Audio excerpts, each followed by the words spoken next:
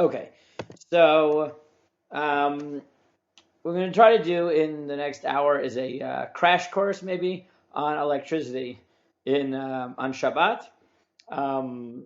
because of the Nida class moving in there. So I told Dr. Goldstein I would do it more this way, but I think I can get it out.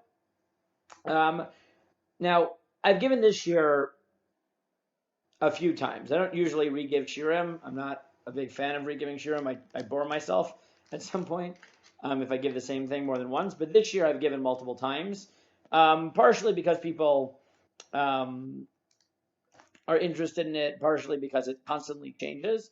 I gave it once in Toronto, and then was asked by a shul in New York to. They literally just linked my YU Torah shiur in an email to me and said, "Would you come to our shul and give this shiur again?" So I gave that shiur again. So I've given that I've given it multiple times, and always changed a little bit. If you want to understand how much this changes constantly, so if any of you are subscribers or want to be either free subscribers for 60 days or permanent subscribers to Mosaic Magazine, you'll see that there is a colloquium, I guess, I don't know, essay with responses going on now on what exactly the rejection of the Zoom Seder tells us about where the halachic community is. What is that? Not, I don't know what that is. I literally have nothing to do with it. I had to become a temporary subscriber. So, because originally it was free, it used to be free. And then it became not free. So, okay. Anyways, but they do have an excellent article back and forth going on now. I'm a little bit biased, but on it. But in our essay by Professor Chaim Seiman, who's excellent. He's an interesting person, a Talmud Chacham, also a professor of law at Penn, visiting at Harvard, Villanova, a Dayan on the Bezdin of America. And then the responses are from one of my teachers and one of my longtime chavrusos on what exactly the Zoom Seder controversy tells us. And I do think it's a helpful starting point to think about some of the issues I've been talking about for a few years. And that's the following. Most halachic issues that we take as given in our halachic lives, you do not see it being constantly debated over and over again, which is right. It just becomes part of our life. Maybe it was a machloket a few hundred years ago, but you don't see I don't know, heated machlokot about whether you're allowed to use an umbrella on Shabbat. That was at some point really controversial. No Yehuda, the Cham Sofer, but eventually No Yehuda basically won out. And even if you think the Cham Sofer makes more sense, okay, if you're a Shomer Shabbos, you just don't use an umbrella on Shabbos. It's weird because when it comes to electricity, most people, especially who are not particularly learned, when they think about Shabbat, the first thing they think about is, oh yeah, you can't use electricity on Shabbat. The things which are actually melachot and are very clear to the audience, they might not know, right? Meaning people who are Shomer Shabbat from birth might not know about borer, right? They almost, too many times in my life have I seen people violate milabein deoraita according to all positions. Every time you're at a kiddush and someone spills grape juice on their shirt and someone says, oh, here, take some seltzer and get it off your shirt, that's a violation of Isser D'Oraita according to every single position. It has never been debated. No one disagrees with this. This is an explicit Gemara that Shriyato Zeu Kipuso. And yet people don't know that. Perfectly Shomer Shabbos people, they think that it's perfectly okay to clean your shirt from a stain on Shabbat. What do they think about on Shabbat? They think about electricity. And yet, why is electricity usur? It's a good question. Haraya, people are still fighting about it, right? Every few years something comes up and there's a fight about it. And what I want to do is try to explain why this is the case. Brooke, you had a question? After Shabbat, for sure. Yeah, after Shabbat. After Shabbat is no problem, but people do it, how like during the week you get a stain in your shirt and you run to get it off before the stain sets in? You can't do that on Shabbat, right? You can't do that on Shabbat. You can't put water on clothing to clean it. At the moment you put the water, you violate Isur Doraita. You have to, if you did it intentionally, you'd be chayav mitah. I don't think that's what you should go out on, but whatever, right? If that's what someone wanted to give their life up on, you're not allowed to clean clothes on Shabbat.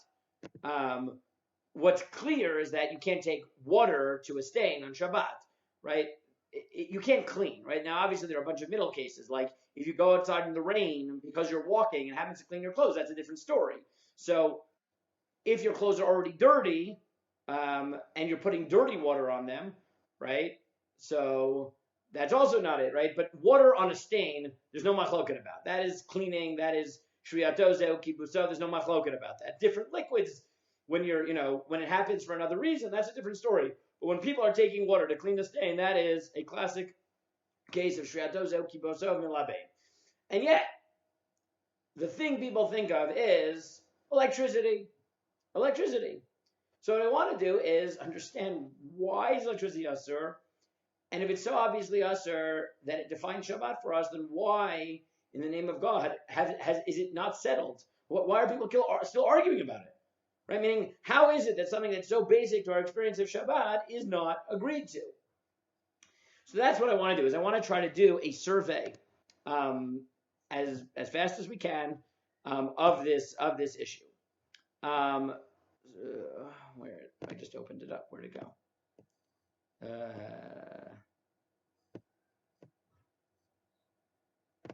Wait, it's on my screen, so why can't I see it?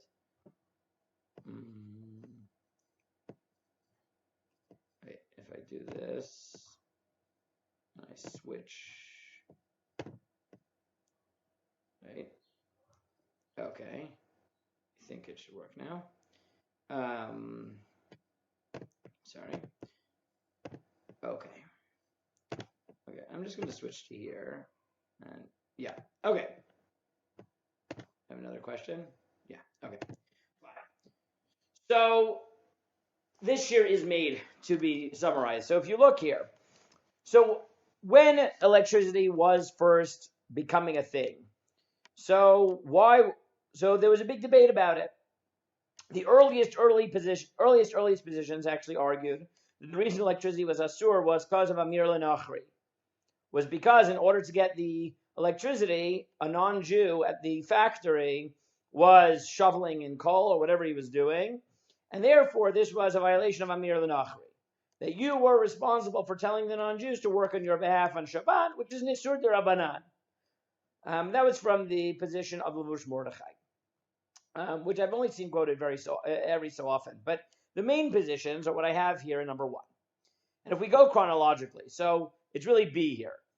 So Rav Yitzchak Shmelkis, writing in Tshuvot Beit Yitzchak, writes that electricity on Shabbat is molid, is a D'Rabbanan category of creating new things. There's a D'Rabbanan category. It's a machloket whether we actually paskin this way. Maybe a machloket Ashkenazim and Sfaradim. But he suggested that it is this category of molid, and therefore it is a rabbinic prohibition. The Chazon Ish, writing in the mid-20th century, Rav Avram Yishai Karelitz, in lengthy pieces, argues that it is boneh, or makeh bepatish, that because electricity functions based on circuits, and as we know, if you don't close the circuit, so then the electricity won't run. So every time you want to turn something on, you have to close the circuit. And therefore, he argued that this is building, or makeh bepatish, which is the last hammer blow. But one way or the other, he thought the problem was the creation of the circuit, one of these building-related melachot. In other formulations, he suggests that the fact that you take something that is not animate and you animate it through electricity, you get it to work, that is some sort of mevin min hamavet el hachayim, some sort of resurrection of the dead, which is constructive, and therefore is boneh, which is a wildly creative interpretation, And then more modern Achronim, after the Chazon Ish, take this position and run with it and say all types of fascinating things, like maybe making seltzer on Shabbat, the old way you made seltzer, or maybe now with SodaStream, that also gives life to your water, so maybe that's boneh, which is whatever. All types of interesting things come out of this position of Chazon Ish. And then there was Rosh Shlomo Zalman Auerbach. Rosh Shlomo Zalman Auerbach, so he approached electricity at different stages. First, he dealt with light bulbs in a sefer called Ma'orei Eish, where he argued that incandescent light bulbs are biblically prohibited because you cause a filament to burn hot, red hot, which is either, according to the Rambam, the malacha of mav'ir, of creating fire. According to the Ravid, it's mivashel, it's cooking, but one way or the other, it's a biblical prohibition. But when there isn't a heating element, so not an incandescent light bulb and not an electric heater or a hot plate or anything like that, so then he said he takes on the Chazon Ish directly, not like he has a series of letters back and forth the Chazon Ish in Chelik Aleph of Minchat Shlomo and Yud Aleph and Yud Bet. Very, very long pieces. And he says to him, I don't understand. If I open and close my door, that's not boneh, that's not makabeh patish, that's nothing, because it's meant to be open and closed. So how can you tell me that closing a circuit is boneh? It's not boneh. Boneh has to mean permanent, not something that's made to be open and closed. And he goes back and forth, and he says, you know what, I really don't know why electricity is asur. Now, in one Shuvah, Shuvah Aleph, he says, well, I don't know why it's asur, but he has this phrase, kvar horez zaken, that the elder, the Beit Yitzchak, Rav Yitzchak Shmelkes, has already ruled. So some poskim believe that what Rav Shlomo Zalman Auerbach meant was that he didn't understand it, but lemaaseh he paskined like Rav Yitzchak Shmelkes, meaning that it's asur midirabanan because of molid, of creating. Rabbi Broid and Ray Jachter, in an article they wrote many years ago in the RJJ Journal, argue that what he means is that it's a minhag, that electricity is only asur, it's a custom. And Rav Yosef Eliyahu Henkin is quoted by Rabbi Rabinovich, and we'll get to this, as saying, maybe even less than that it's fundamentally permitted, but we treat it as asur because it's not in the spirit of Shabbat. And I just note that obviously things are milacha, things are obviously biblical. We're not, I said this last week also, we're not talking about something where you use electricity to perform a melacha. Right? If you use a lawnmower, according to basically everybody, you violate a biblical prohibition because you're violating a malacha when you cut the grass. That has nothing to do with the electricity. What we're talking about is if you could isolate the electricity and you're not using it for malacha outside the electricity, like turning on a light which is not incandescent, like LED or something like that, what is violated there? So the three main positions, as we've seen, are it's boneh or makabeh pater, some sort of biblical prohibition of building. It's rabbinic, Rabbi Yitzchak Shmelkes, of molid, of creating something new, or Shlomo Zalman Auerbach, which is I don't really know why it's asur. It's some sort of minhag or not in the spirit of Shabbat or something like that. This is the classic discussion of electricity in a 5-minute nutshell. That is the classic positions on electricity and Shabbat. So very good. So why is it that every 2-3 years a new debate erupts about whether something is mutter on Shabbat with electricity? So my summary of it is as follows. One is, unlike many things in halacha, we never reached a consensus. Everybody knows these positions, but which one the rabbinic community holds of, nobody knows. Right? Nobody ever came to an agreement. I think many people probably hold by Rosh Shlomo Zalman Auerbach, but lemaaseh or machmir, as if it were like the Chazon Ish, but no one really agreed. So when people don't agree, it's going to keep coming up until a consensus is reached. People keep debating it. And like I said, right, the umbrella issue was a machloket in the time of the Noda B'Yehuda. Now it's not. A consensus is reached. You like it, you don't like it. This is what people do. Right? We treat it as asur. Things which are never settled, so you keep debating it. But I think it's more than that. The second issue, I would say, is that even if we had settled it, it wouldn't necessarily help. Because not all the original arguments even work. So, for example, right, at a very basic level, there was a consensus of poskim that turning on an incandescent light bulb or anything with a burning hot filament was asur midoraita. But you don't do that so often. Your electric heater, fine. Your hot plate, fine. Who has incandescent light bulbs? Everything is LED. Everything's fluorescent. Right? So it just becomes moot. And now, the new technology that we have doesn't fit anything. Because a lot of the devices we use are continuous current. And continuous current is not boneh, because you're not opening or closing a new circuit, probably. You are just increasing the flow of electrons. You're not starting or ending it, right? You're just increasing and decreasing. So even if you held like the Chazon Ish, that it was building, that might not happen with a continuous current, which is your phone, your iPad. Right, those are continuous current. Motion sensors is a simple example where things get complicated because it's not clear what action you're doing.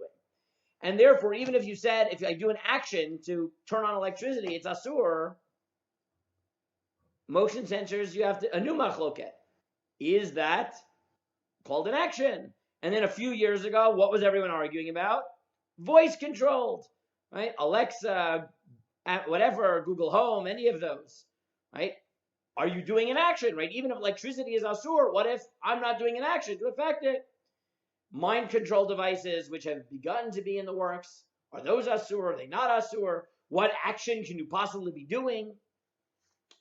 So that's, I think, factor 2 that makes it there's a machloket, right? So factor 1 is we never really settled the machloket. Factor 2 is that technology is changing so fast that even to the extent that we settled anything, we have to ask the question anew every time new technology comes out. And 3, and this is what you started seeing with the Zoom Seder a bit, but you've been seeing a lot in the last few years, is the world is becoming harder to navigate when electricity is prohibited. So it's one thing to say you can't use electricity when you can actually control that. But there are certain things you just can't control anymore, right? So I gave here an example, right? Google Maps, right? You don't want to be photographed by Google Maps on Shabbat because you don't want to participate in it. Good luck knowing when you're going to be on the picture in Google Maps, right? It happened to me once, right? Once I was, right, going on Google Maps to look at directions and get a feel for how to drive from my in-laws' house to somewhere else. And lo and behold, the picture that comes up in Google Maps was when my wife and I were walking into my in-laws. That happened to be when they took the picture, right? I didn't want it, but if you really think it's usher, I mean, I can't go outside on Shabbat because maybe, you know, and as motion sensors become more prevalent, if you look at what I put here in 3, there was a fascinating lawsuit in England in 2009 where an Orthodox couple sues their neighbors for imprisoning them with automatic hallway lights, right? And the story goes that Dr. Dina Coleman and husband Gordon claim they cannot leave their holiday flat on the Sabbath because when they do, they automatically trigger the light in the communal hallway, contravening a religious ban on turning on electrical items from sunset on Friday to sunset on Saturday, right? So this is just an example. Is that true, right? Can we say that you're trapped, right? Someone could imprison you by putting on the motion sensor in the hall, and then you can't leave your room because you're turning on a light. Right? Is that even a possible halachic conclusion? And that type of eventuality only increases in likelihood and forces us to ask, can we really live in a world where we say that electricity is asur? To give another example, I was reading an article a few weeks ago by an architect who wrote about the history of architecture and how every great upheaval in society has brought about a shift in architecture. And that was true. The World Wars did that. But he was comparing it specifically to the Spanish flu in 1918. And he said some of the health concerns that emerged during that helped affect the way they built houses afterward in terms of ventilation and things like that. And he claims that COVID-19 is going to lead to an upheaval in architecture And the first thing he predicts is that the world in the next few years will very quickly move to complete, right? We've already started going this direction, but it will facilitate and quicken the pace that most houses will be automated and most buildings will be automated so that people don't have to touch doorknobs, because we know that disease spread through touch of doorknobs. And therefore he thinks that this disease is going to lead to a world in which doorknobs are basically not going to exist.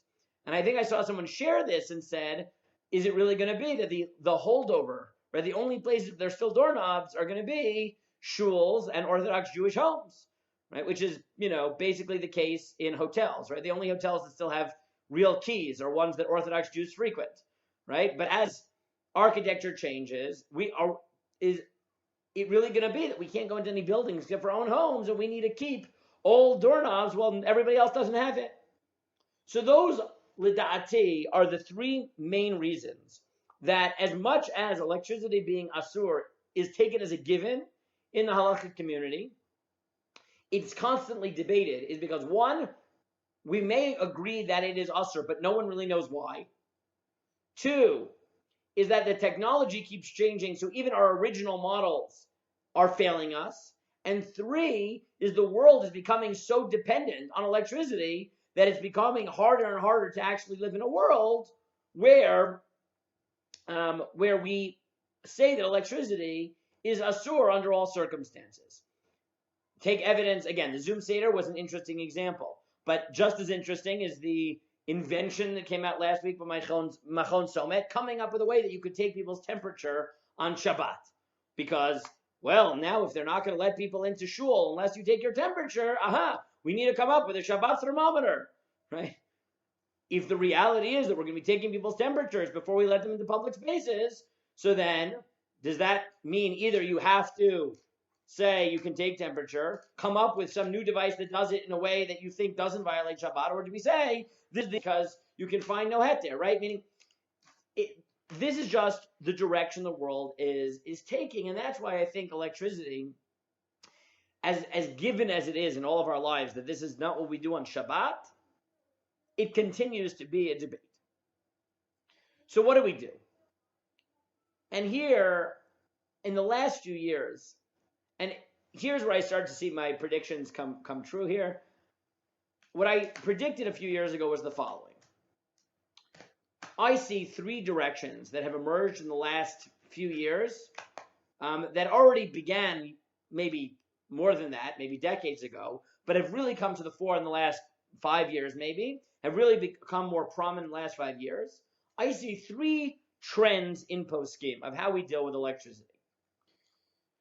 So I give you a summary here in 4, but before you look at the summary, what would you think? Right? This is where we're stuck.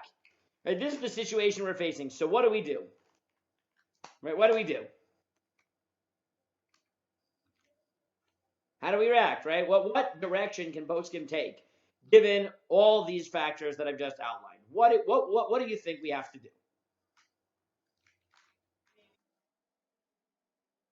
Good. So one choice is to say, we never really knew why it was usher. We treated it as usher, but maybe it's not really that usher. And therefore, it's time to admit that and find kulo. Right? That's possibility one. And as we'll see, the champion of that, who I already saw a little bit last week, was who? Rabinovich. Rabinovich is really the champion of this. Right? In modern discussion, he's really the champion. Okay, that's one direction. Good. What else? What other direction can we take? What?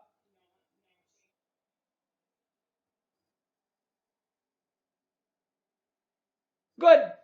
So one way is what I call muddle through. Right? Yeah, whatever. It's still usher, and we don't really know why, and we muddle through. But you need to justify that. Okay? That's the only thing I would add. And we'll see that's basically Rav Yaakov Ariel. Rav Yaakov Ariel is going to say we should muddle through, but he's not going to just say it that way. He's going to say, because of meta principles, he thinks that the right approach is to muddle through. Okay, that's a possibility 2. What's possibility 3?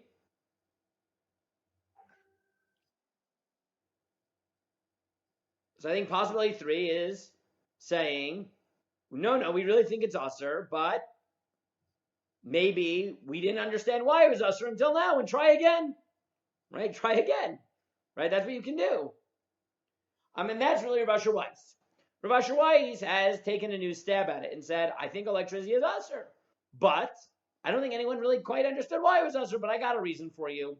But as we'll see, he's going to approach it in a slightly different way than everybody else. So let's look at these 3 representative modern positions, and then hopefully we'll have time to talk about how this manifested itself in the Zoom Seder debate. Okay, so Rav Asher Weiss, let me summarize it outside, and then we'll read it. So I think that Rav Asher Weiss, the way he approached it to solve the problem in a way that maybe the earlier positions didn't, is that the earlier positions were highly formal. Rav Asher Weiss has claimed that electricity is asur, but not because of these formal reasons, like the Chazon Ish, let's say, that it's building a circuit, but what I would say a more substantive reason. And basically his argument goes as follows. I'll say it outside, we'll read it. He argues that really, if you want to know whether something's asur on Shabbat, the way most of us think about it is that what you do is you say, well, let me go through the list of 39 melachot. And if it fits one of them, it's asur on Shabbat midoraita. If it doesn't, so it's not asur midoraita. Right? Is planting asur? So I go through the malacha. Oh, look, planting is a malacha. Well, that was easy. Right? Like that. Is breathing a malacha on Shabbat? Oh, no, I go through all 39 melachot. Hey, it's not. It's shocking. Right? It's mutar on Shabbat. Very good. Rav Asher Weiss argues that's not really how halacha works. He notes that there is a very strange Yerushalmi that says that Rabbi Yochanan and Reish Lakish used to sit there and they would take an action and they would say why it was asur. And if they couldn't come up with a malacha, they would say it's makeh b'patish. Technically makeh b'fatish, but everyone calls it makeh b'patish. They would call it makeh b'patish, the final hammer blow. So Rav Asher Weiss, and some people have preceded him, but they haven't really been the champions of this. Rav Vosner says this in a tshuva as well. He says, what does the Yerushalmi mean? Yerushalmi means that you've got it wrong. Really, what Chazal do is they ask, is something creative? Because the definition of malacha is creativity.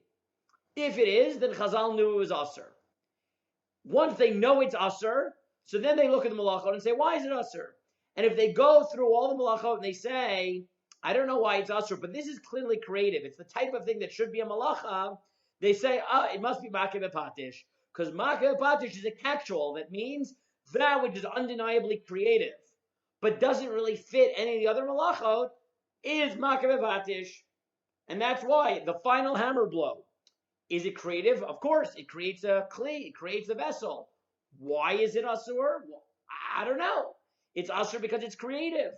And therefore he argues essentially that malechet machshevet, creative malacha, which is the paradigmatic phrase we use to describe malacha, malechet makeh b'patish is sort of the pure form of malechet machshevet.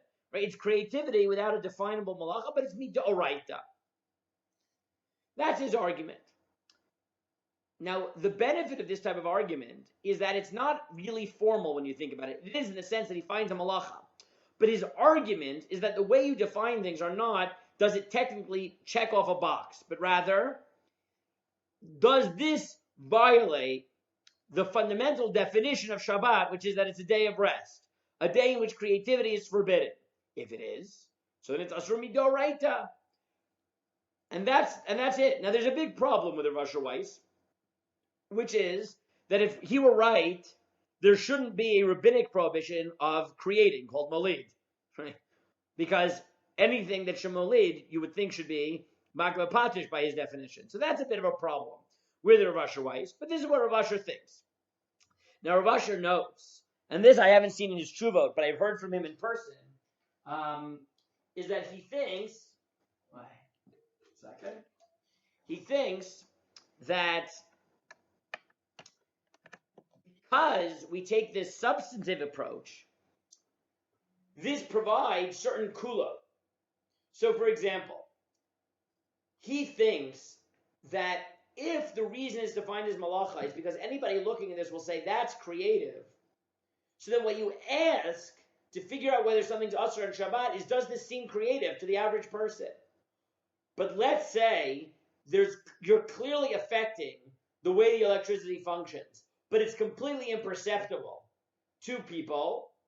So then he says, even though you're affecting the electricity, it's mutar. What's his classic example?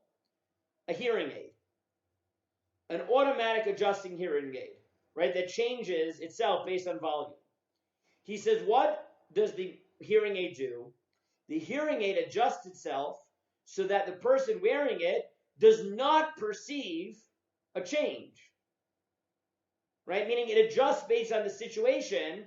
So in reality, it's increasing or decreasing the extent to which it magnifies sound. But it does that so that the person hearing it hears everything even keel. So therefore he argues that's mutar. Even though by walking into a new room, the person wearing the hearing aid is affecting the way the hearing aid will function, since from his perspective or her perspective, he just or she just hears, it's mutar, because from a formal perspective, you're affecting the circuitry. But from a substantive perspective, if someone look at this and say this is creative, the answer is no. And that's why he says, on the one hand, he thinks that when you intentionally use electricity, it's asur midoraita. But many of the problems that we deal with because of this unintentional business, he's willing to be makil on, because he thinks that once you take this more substantive approach, many things where you technically are using electricity will lema'aseh not be asur. So I gave you just one piece of his tshuva, where he writes, and the context there is LED lights. He says, I heard what you said, that it's only the spirit of Shabbat. We'll get to that. What you said is narishkat. I don't agree with a single word of what you just said. You made a huge mistake. Your conclusion is so severe. It will cause many people to violate a biblical prohibition. The truth will show its way. I admit, you could raise questions and have problems with every single justification for this prohibition ever raised. Nevertheless, but practically, you want to be lenient. You have removed yourself from the community. It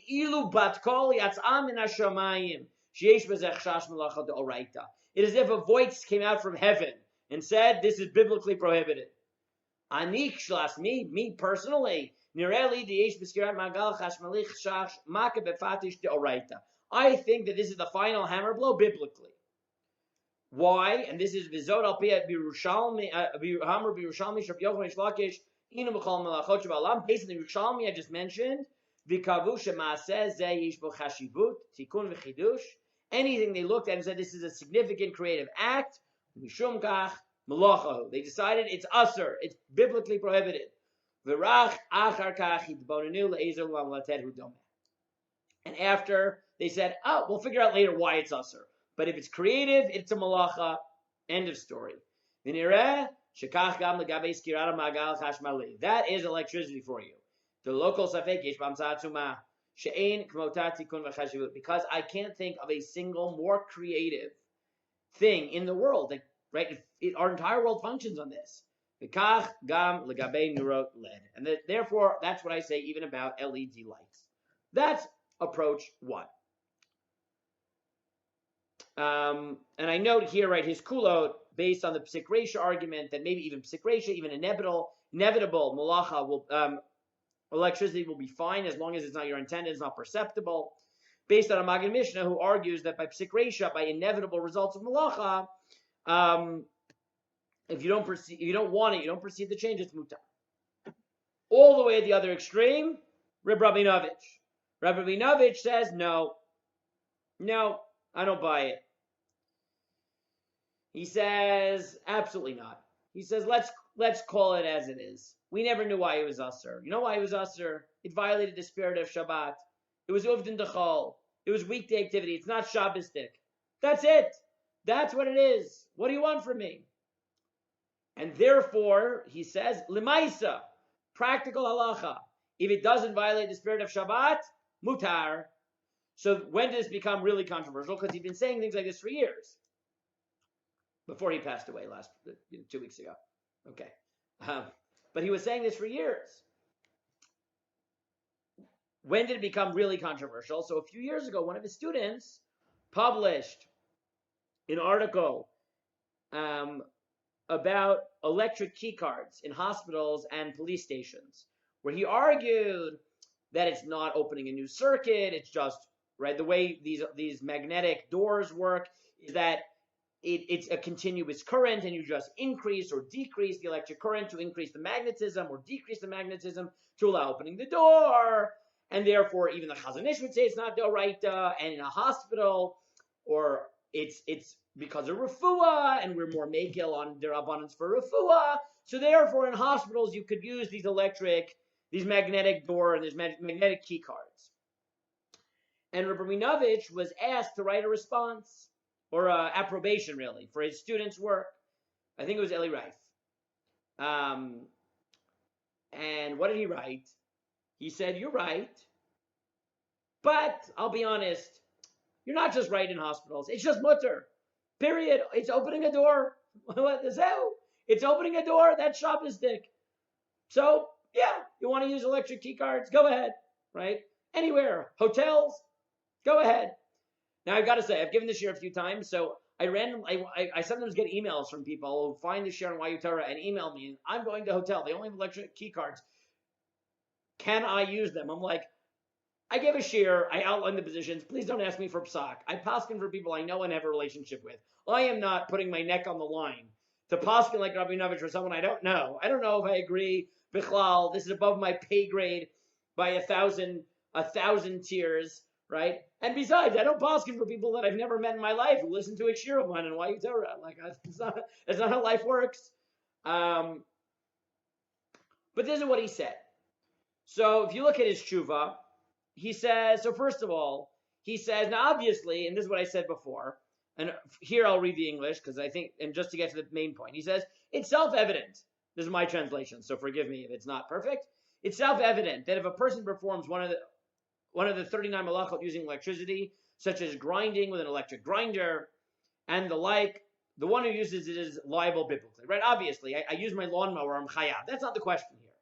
However, some use electricity for goals which are neither nor resemble melachot.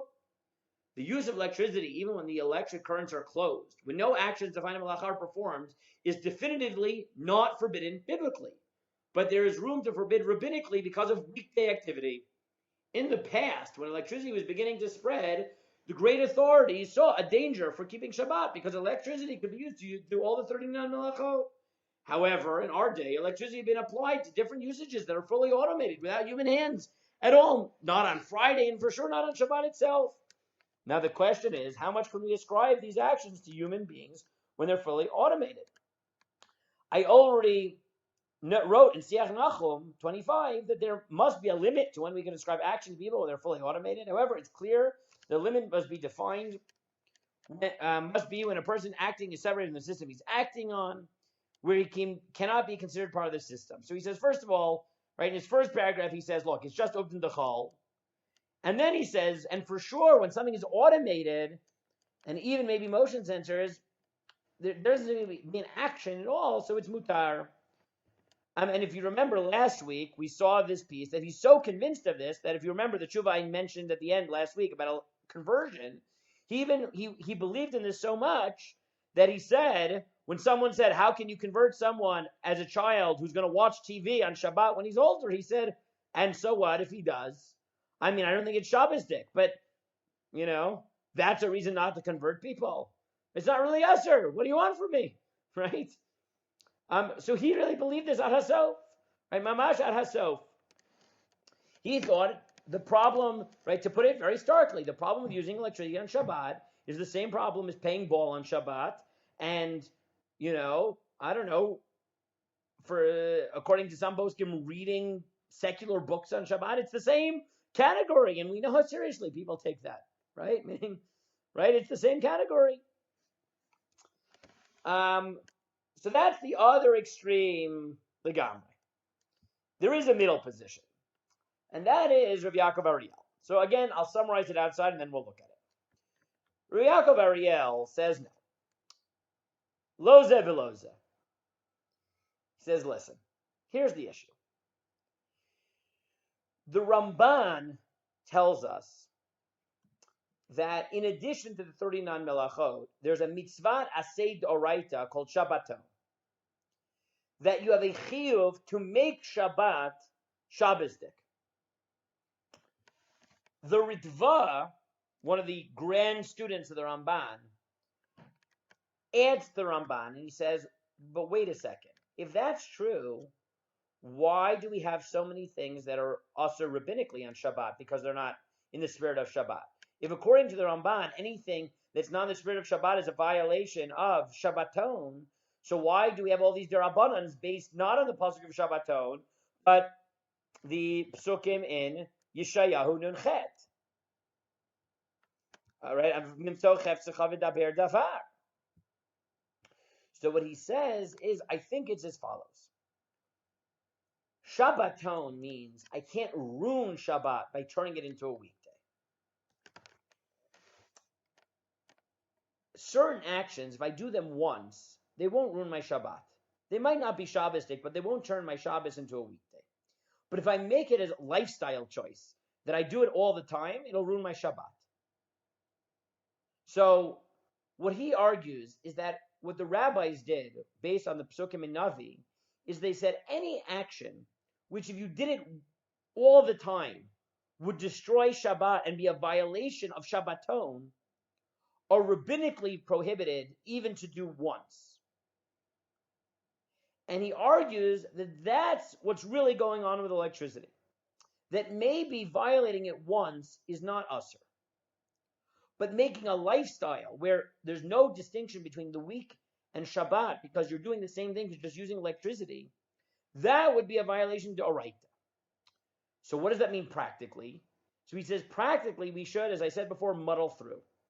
Because of the danger of saying you could do it once, so therefore you can do it 100 times, what we should do is treat it as usur, even though we don't really know why it's usur.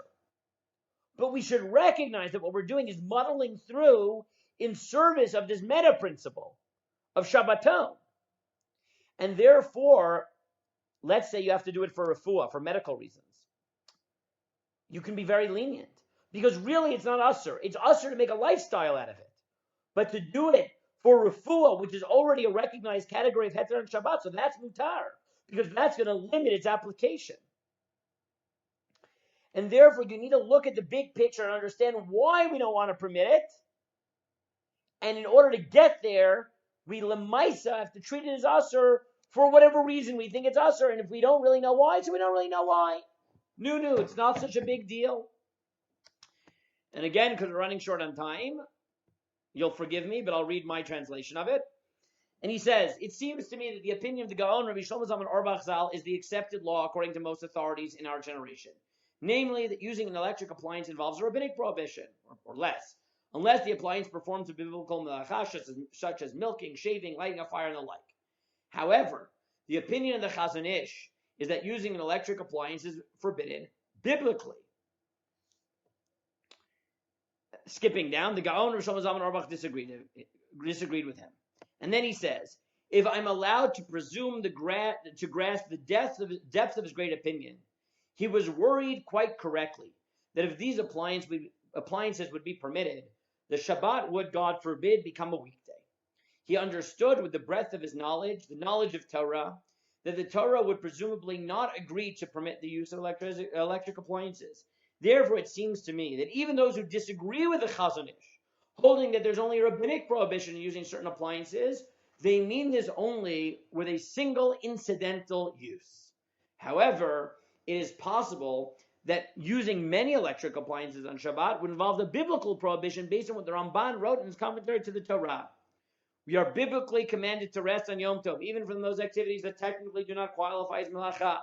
We should not strain all day to measure grain, weigh fruit, move utensils, and even stones from house to house and place to place, to load up donkeys. And all packages would be delivered on Yom Tov. The marketplaces would be filled with ongoing commerce. And the workers would arise to their duties and hire themselves out like the rest of the week, and so on. Therefore, the Torah commands us Shabbaton, that these should be days of rest and cessation of work and not days of labor and toil. This is specifically true for our generation. As technology has developed and moved forward, and even during the week, most people do not toil and work with their bodies, but rather they press buttons, listen and talk and receive decisions. And all is done with virtually no work, but with psychological stress. Thank God who gave his nation of Israel Shabbat and the holidays, when the world sambatya and rests for us. No phone, no fax, no computer, no radio, no car, and no other appliance. Just the Holy Shabbat. How lucky we are. How good is our portion. How great is this gift that the Holy One, blessed be He, gave us. The one who gives his nation of Israel Shabbat and holidays for holiness and rest, for Torah and joy. And therefore it seems to me that even the authorities who hold that electric appliances are only forbidden rabbinically, we should not be lenient regarding their use unless there is great need and with other reasons to be lenient, and with responsible and deliberate decision making, so that we shall not, God forbid, breach the floodgates of the holiness of Shabbat, which is the foundation of all of Israel's Torah. And as I said, this is basically a modern iteration of the Ritva, which I gave you here in 9, right? Who says, "Elakachi karan shel dvarim ti b'chal mitzvah asay shvut shel Torah lishvot mimelechet melachot yesh lishvot mikol shvut derech klal shlosh Shabbat chol avachol prat uprat ki avet levi zar b'idach leishavet kachol avet shvut derabanan." Right? If you do it all the time, biblical. But if you do it once, rabbinic. And that is similarly quoted here in the Chatam Sofer in Kuf Tzadi Hey, that he says, "V'hainu ba'akrai." If you do it once, likach davar mechaveru davar machal shum davar ba'arai ba'akrai, ze'ino b'chlal divrei Nehemia hanal v'shua talmudim aval kovea mekach u'mimka. Right? One sale, rabbinic. Setting up shop and Shabbat, biblical.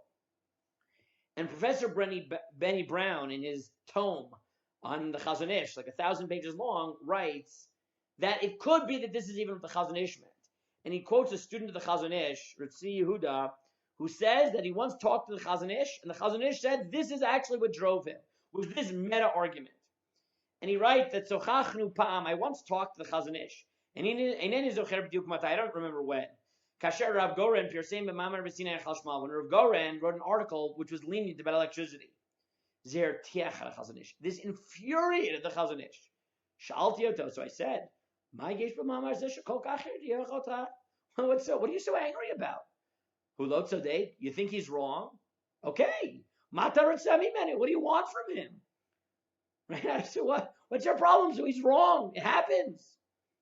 The Chazon Ish said to Mazu Amar, Hataut kan gdola. No. The mistake is grave. Ha'olam toeh. The world is in error. Ha'olam choshev sha'isur shel chashmal b'Shabbat mevusas. The world thinks that the issur of electricity is based v'tzarich lechapes mekorot kedei lahatiroto, and you need to find reasons to permit it. Zelo nacham.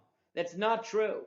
Legamra isur legamra lo mevusas. It's totally without basis. We don't know why it's asur. We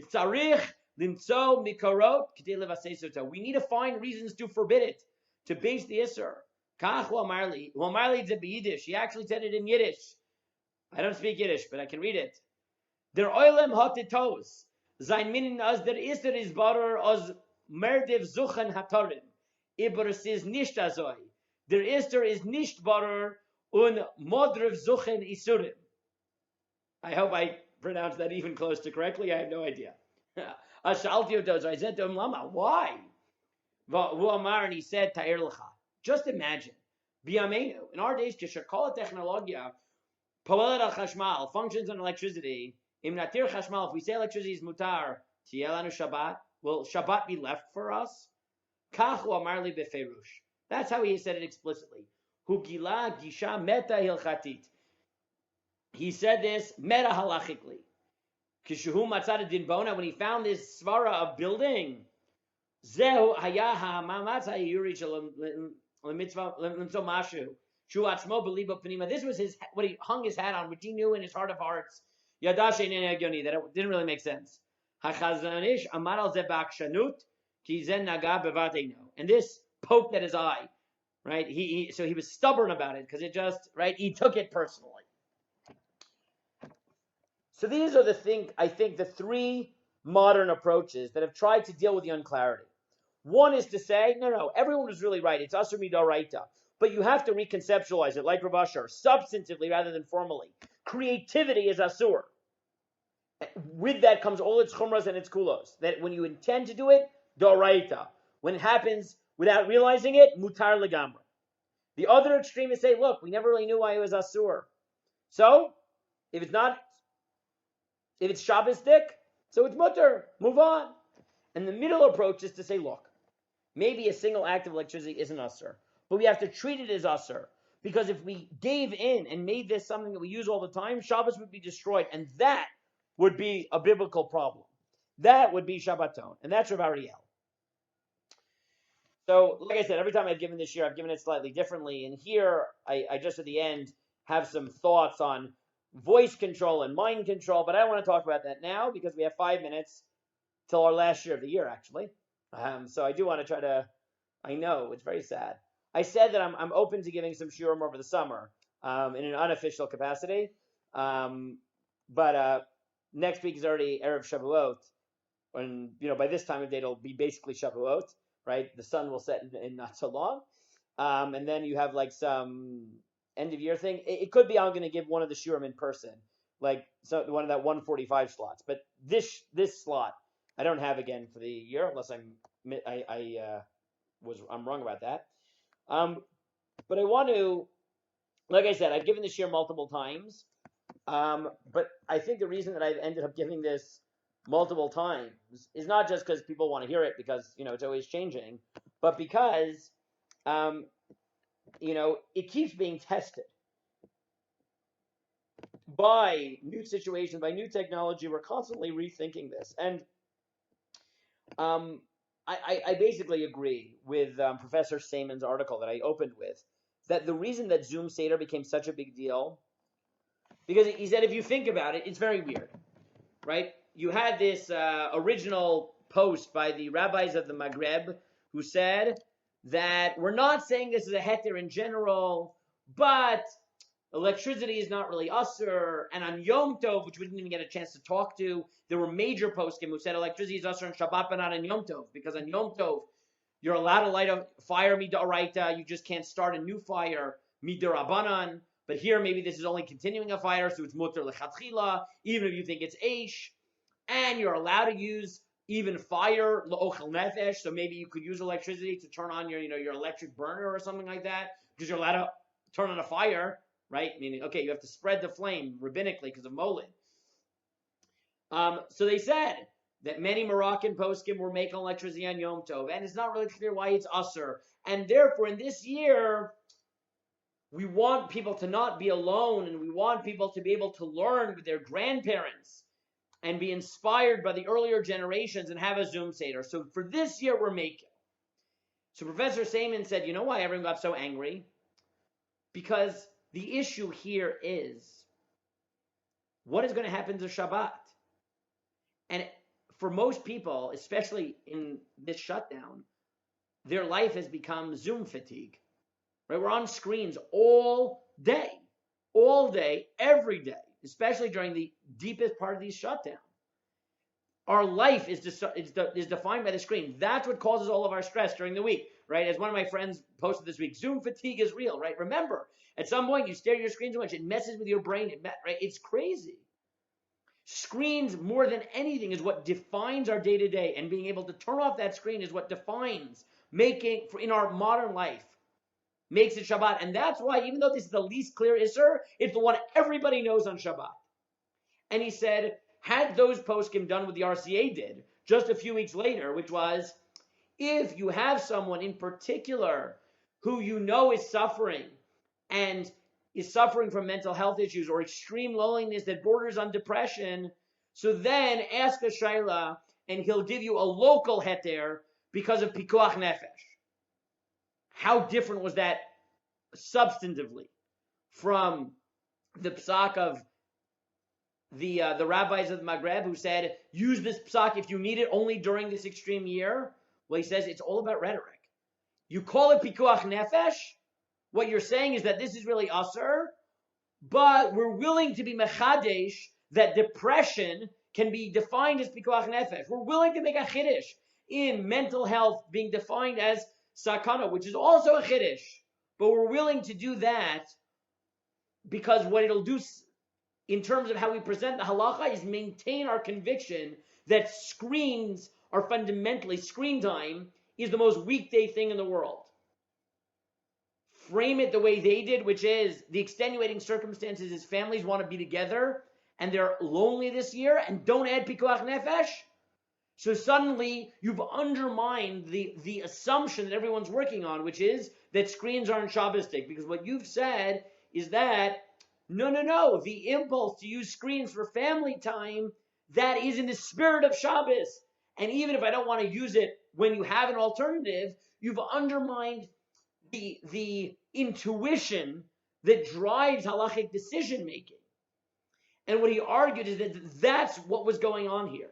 Is that the reason everyone was so angry, even though the RCA at the end of the day came out with a psak that in most cases was similar, right? It's right, meaning in many cases that was similar, right? There obviously the other kula is a bit more expansive than expanding pikuach nefesh, but still, in many of the cases you'll get the same results. So why is everybody so angry? And he says the reason is because, as I've described here, we're fighting over the definition of Shabbat. And by framing the argument as family time in shutdown through schemes is Shabbosdik, and therefore it's worth being makel even just this year, will chip away at the meta-halachic view that has been emerging that in order to maintain Shabbat as a special day, screens have to be usher. Taking that exact same psak and framing it as pikuach nefesh keeps the assumption and keeps that halachic policy in place and comes with a heter that doesn't chip away at it in life in general. And that's, in a nutshell, the argument he makes. Now, there's other factors going on, but I think at some level that he's right, that was the machloket about the Zoom Seder. My chavrutza of many years, right, Dr. Shlomo Zukir, noted that part of it was also authority, right, was that electricity is it's so ingrained, you need someone who's well known. The RCA, right, has the street credit, essentially.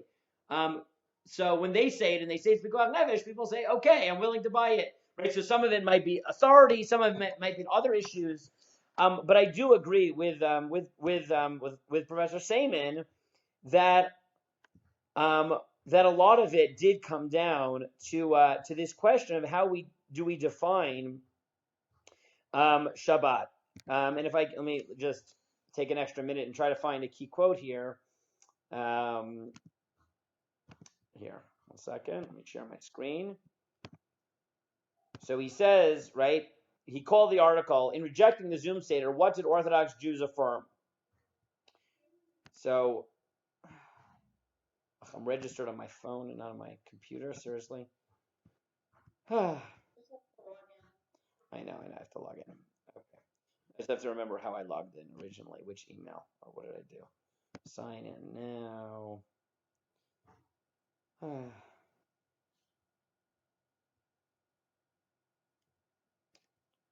don't know what was, figure this out. Well, if I can't, then I'll leave it to you to read for homework, I guess.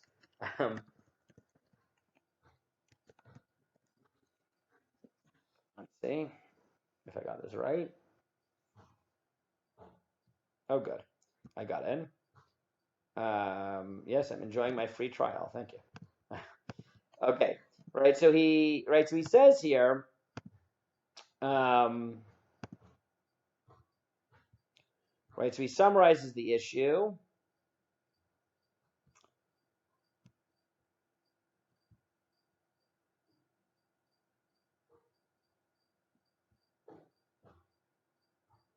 right? So he writes, right, the leading ruling rests on three mitigating factors. One, since there's a recognized minority holding to the effect that electricity may be used on the holiday, the rabbis are willing to make an exception in this particular case. Two, since the call would begin before the holiday, the Zoom Seder participants would not be actively using electricity during the hours of its prohibition. And three, even if there's a risk that the participants might fiddle with the software, screen, or sound on the holiday itself, this derivative concern can be overridden given the circumstances brought about by the global pandemic. But he says what makes this different, right? Everyone was right here, right? He said decisions undertaking the name of Pikuach Nefesh, which have been ratified by such mainstream institutions as the Rabbinical Council of America, demonstrate the rapid acceptance of halachic innovation in response to COVID-19 in a way that the Zoom Seder ruling does not. They show an increased willingness to accord the same gravity to mental health as to psychological health, to consider telemedicine as comparable to other forms of medical treatment, etc. But the Moroccan rabbis did not rest their case primarily on principles of Pikuach Nefesh.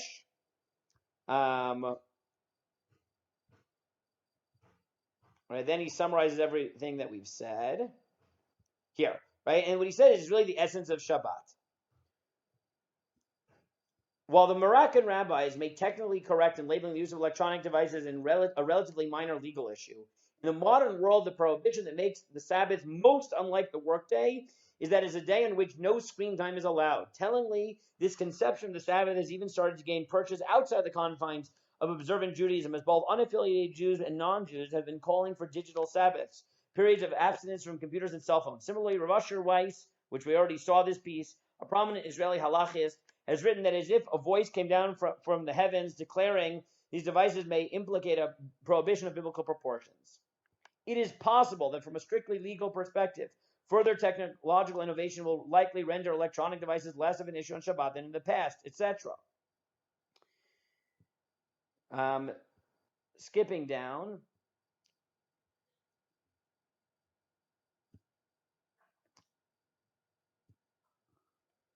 Right, what is Shabbosdik and who decides? Well, Jewish law has long maintained one way or another the category of not Shabbosdik, not fitting conduct for the Sabbath, its boundaries are invariably fuzzy and contingent on custom, etc. Here, as new technologies come more difficult to avoid, communities face considerable pressure to prevent them from overrunning the Sabbath's holiness. The current discussion is therefore less about whether any particular invention fits into a pre-existing category than an ongoing dialogue between venerable Talmudic doctrines, rabbinic authorities, and communal intuitions over how to distinguish between technological necessity and conveniences that infringe on Shabbat's sanctity. And then he notes that this is right similar to some of the machlokot about timers. And then he writes, these lines are invariably imprecise, shifting, and not always fully satisfying. Yet the emergent consensus seeks to differentiate between technologies that are relatively unavoidable, passive, and discrete, and those deliberately engaged for real-time responses that command our attention. When it comes to the former, rabbis will deploy all manners of halachic, legerdemain, and technological, I don't know if I pronounced that right, and technological workarounds to seek compromise. But as to the latter, no matter how compelling the electromechanical analysis, no matter how many formal halachic solutions are proposed, observant communities and their rabbis will resist altering the character of Sabbaths and holidays. And this, skipping down, and this brings us back to the Zoom Seder. The coronavirus crisis has undeniably wrought unpredicted psychic and physical challenges, foremost the elderly. It has also meant that virtual interactions have replaced real-life ones, as meetings, classes, lectures, and even social gatherings now take place over Zoom, as we are now. These shifts all emphasize how, more than any other object, the screen has become the totemic signifier of our inescapably digital modern lives. Our work week, our obligation, our deadlines, and our modern stresses are all mediated by the screen through which we access news, politics, and business, the secular and the profane. This barely three-dimensional portal draws us away from our immediate familial and spiritual setting into the vast expanses of the human universe. Few objects draw greater contrast to the Torah's conception of Shabbaton, cessation, that Sabbath and holidays aim to impart. In short, the screen represents all that is prohibited on Shabbat. Thus, for most Orthodox rabbis and their communities, the image of a Seder night centered on a table graced with matzah, bitter herbs, charoset, the Haggadah, wine, and a computer screen was simply too jarring and discordant to contemplate even in these dire times. Traditionalist rabbis have adopted all manners of leniencies to ameliorate the suffering and isolation caused by the coronavirus. But in rejecting the Zoom Seder, they sought to protect people from the vertiginous speed of modern life itself. And one need not be halachically observant to appreciate this protection. And I think that is a good summary of why, right, despite the lack of clarity, you see that poskim are insistent in pushing back against these heterim. And I think that what Professor Seaman is saying here is essentially what Yaakov Ariel is getting at, right? That piece from Yaakov Ariel that we read. So I think that's a good framing and a good way to end of, this is one of those issues where you really do see halachic methodology in action as it's changing in a real time. And as I've told people every time I give the shir, all I've described here is the three directions. I used to say that I'm not sure which direction we'll take. I can only describe the three different approaches the poskim will take. I think the Zoom Seder controversy is a good predictor that at least at this point, the Rabinovich approach of the world is not going to win, right? And some version of Rabbi Yaakov Ariel or Rav Asher Weiss or some other approach of saying we need to find a way of keeping it us, or take your pick how, is going to win the day as far as I can tell for a while. That's just my prediction at this point, because the Zoom Seder controversy was a good test case of what would happen when these issues were really pushed in ways they haven't been pushed in a while, and we saw that the consensus really emerged to double down for the reasons that I think Professor Seaman summarizes. So that is the end of our official classes for this year. Like I said, we'll have some summer probably. Maybe I'll teach in the morning at some point in the next few weeks at Amudim, and I'll probably be at Amudim next year. But in the meantime, it was great learning with you guys. Have a good Shabbos, a good Yontif, and then we'll talk. I told Dr. Goldstein that once the official year ends, so we'll be in touch about what we do summertime. Okay. Anyways, good Shabbos, good Yontif, all that stuff. Okay, and keep in touch. Just those of you who are here next year, I'll see you next year. Those of you who don't, feel free to keep in touch.